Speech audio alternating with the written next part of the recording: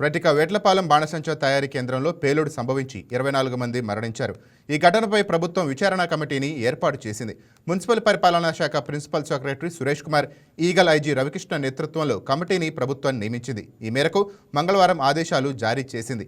ప్రమాద ఘటనకు సంబంధించిన బాధ్యులను గుర్తించాలని జారీ చేసిన ఆదేశాల్లో స్పష్టం చేసింది. 4 రోజుల్లో నివేదిక అందజేయాలని కమిటీని ఆదేశించింది. కాకినాడ జిల్లా సామర్లకోట మండలం వేట్లపాలెంలోని బాణసంచా తయారీ కేంద్రంలో టపాసులు తయారు చేస్తుండగా ఫిబ్రవరి 28న పేలుడు సంభవించింది. దీంతో పెద్ద ఎత్తున మంటలు ఎగసిపడ్డాయి. ఈ మంటల్లో చిక్కుకొని 23 మంది కార్మికులు సజీవ దహనం అయ్యారు. పలువురు తీవ్రంగా గాయపడ్డారు. ఈ పేలుడు ధాటికి మృతదేహాలు స్థానిక పంట పొలాల్లోకి ఎగిరిపడ్డాయి. మరోవైపు ఈ పేలుడులో తీవ్రంగా గాయపడిన లోవరాజు అనే వ్యక్తి ఆసుపత్రిలో చికిత్స పొందుతూ మంగళవారం మృతి చెందాడు.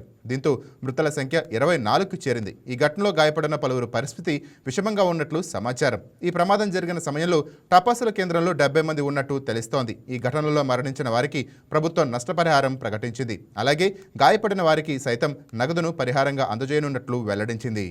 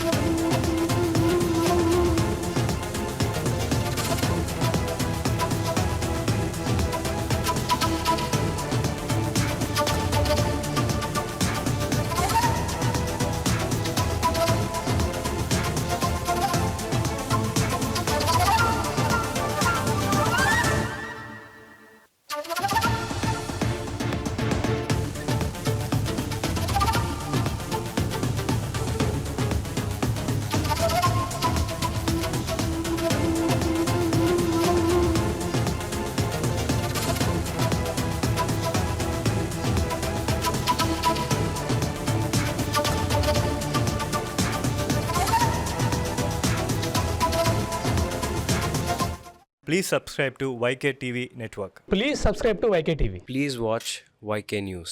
Don't forget to subscribe YK News channel.